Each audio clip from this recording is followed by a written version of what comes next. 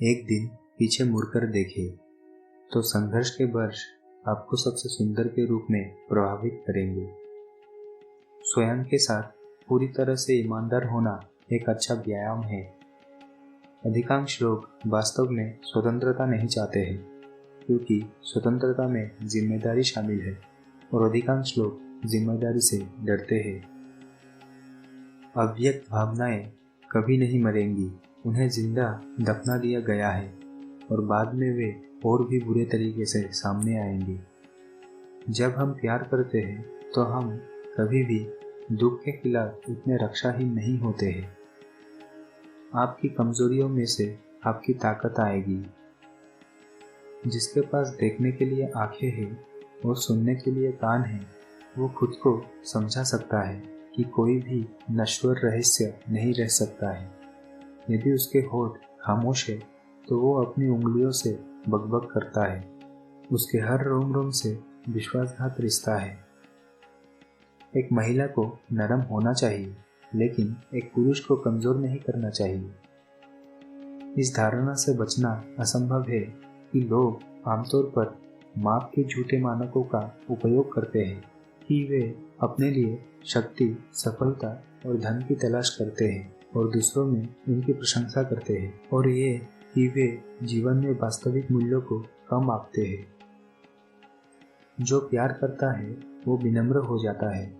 प्यार करने वालों ने इसलिए बोलने के लिए अपनी संकीर्णता का एक हिस्सा गिरवी रख दिया है। जीवन जैसा कि हम पाते हैं हमारे लिए बहुत कठिन है। ये हमें बहुत सारे दर्द, निराशा और असंभव कार्य लाता है। इसे सहन करने के लिए हम उपशामक उपायों से दूर नहीं हो सकते। शायद ऐसे 3 उपाय हैं। शक्तिशाली विक्षेपण जो हमें हमारे दुखों पर प्रकाश डालते हैं, स्थानापन्न संतुष्टि जो इसे कम करती है, और नशीले पदार्थ जो हमें इसके प्रति असंवेदनशील बनाते हैं। धर्म एक भ्रम है और यह अपनी ताकत इस तथ्य से प्राप्त करता है कि ये हमारी सहज इच्छाओं के साथ आता है। पुण्य मनुष्य अपने आप को स्वप्न में ही तृप्त कर लेता है, जो दुष्ट मनुष्य वास्तविक जीवन में करता है। जहाँ धर्म के प्रश्नों का संबंध है, लोग हर संभव प्रकार की कपट और बौद्धिक कुकृत्य के दोषी हैं।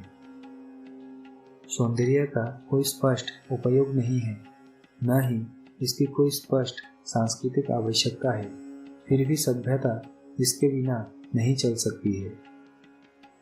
पुरुष जितना सोचते हैं उससे कहीं अधिक नैतिक होते हैं, और जितना वे सोच सकते हैं उससे कहीं अधिक अनैतिक। जितना अधिक ज्ञान के फल मनुष्य के लिए सुलभ हो जाते हैं, उतना ही व्यापक रूप से धार्मिक विश्वास का पतन होता है। एक आदमी को अपने परिसरों को खत्म करने का प्रयास नहीं करना चाहिए, बल्कि उनके अनुरूप होना चाहिए। पुरुष तब तक मजबूत होते हैं जब तक वे एक मजबूत विचार का प्रतिनिधित्व करते हैं। जब वे इसका विरोध करते हैं तो वे शक्तिहीन हो जाते हैं। एक अप्रिय विचार को असत्य मानना मानव स्वभाव की एक प्रवृत्ति है, और फिर इसके खिलाफ तर्क खोजना आसान है। व्यक्ति की स्वतंत्रता सभ्यता का उपहार नहीं है। किसी भी सभ्यता के होने से पहले यह सबसे महान था। जहाँ तक धर्म के प्रश्न का संबंध है, लोग हर संभव प्रकार की बेईमानी और बुद्धिक दुराचार के दोषी हैं। हम इतने गठित हैं कि हम केवल विपरीत से ही गहन आनंद प्राप्त कर सकते हैं, और केवल स्थिति से बहुत कम। एक व्यक्ति जितना बाहर से परिपूर्ण होता है, उसके अंदर उतने ही अधिक राक्षस होते हैं। शब्द और जादू शुरुआत में एक ही चीज थे, और आज भी शब्द अपनी जादुई शक्ति को बरकरार रखते हैं। शोक के कारण संसार कंगाल और सुना हो गया है। उदासी में ये अहंकार ही है। एक धर्म, भले ही वो खुद को प्रेम का धर्म कहता हो, उसे उन लोगों के लिए कठोर और प्रेमहीन होना चाहिए जो इससे संबंधित नहीं है। हम वही है जो हम हैं, क्योंकि हम वही रहे हैं जो हम थे, और मानव जीवन और उद्देश्य की समस्याओं को हल करने के लिए नैतिक अनुमान नहीं, बल्कि अधिक ज्ञान की आवश्यकता है। जो इंतजार करना जानता है उसे किसी रियायत की जरूरत नहीं है। हमारी स्मृति की कोई गारंटी नहीं है और फिर भी हम जो कहते हैं उस पर विश्वास करने की मजबूरी के लिए निष्पक्ष रूप से उचित होने की तुलना में अधिक बार झुकते हैं। इस बात की अनदेखी करना असंभव है कि सभ्यता किस हद तक वृत्ति के त्याग पर बनी है।